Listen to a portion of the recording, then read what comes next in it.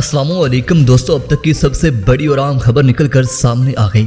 Saudi अरब और पाकिस्तान के ताल्लुकात के हवाले से ऐसी आम खबर निकल कर सामने आई है जिसने भारत के हसद का शिकार मीडिया में एक बार फिर खलबली मचा दी है।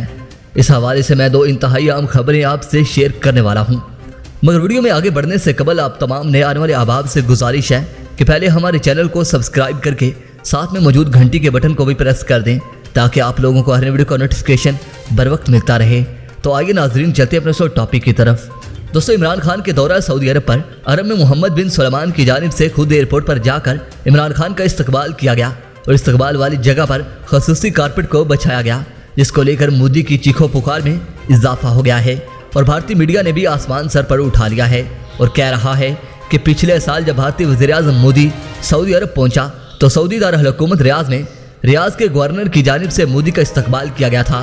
तो उस वक्त मोदी को इतना प्रोटोकॉल नहीं दिया गया था जितना कि इमरान खान को दिया गया है। इस बात को भारतीय आवाम सोशल मीडिया पर अपनी खारजा पॉलिसी की नाकामी करार देते हुए उछालने में मसरूफ़ अमल हैं, जबकि आज इमरान खान को सऊदी अरब के सबसे बड़े सिविल अवार्ड से भी नवाजा गया है, जिस पर भारतीय न्यूज़ एजेंसी टाइम्स ने लिखा है कि सऊदी अरब की जानिब से इमरान खान का ऐसा इस्तकबाल करना भारत के लिए परेशान कुन खबर है। दोस्तों, इस हवाले से अपनी राय का इजहार कमेंट सेक्शन में ज़रूर कीजिएगा। नाज़रीन मोहतरम, वीडियो पसंद आने की सूरत में वीडियो को लाइक कीजिए और दोस्तों से शेयर कीजिए और कमेंट सेक्शन में पाक फौज जिंदाबाद, पाकिस्तान पाइंदाबाद और सऊदी अरब जिंदाबाद का नारा ज़रूर कमेंट कीजिएगा। नाज़रीन मोहतरम, इसके साथ ही इजाज़त चाहूँगा। अपना और अपने अपनों का ढेर सारा ख्याल रखिए। अल्लाह निगहबान।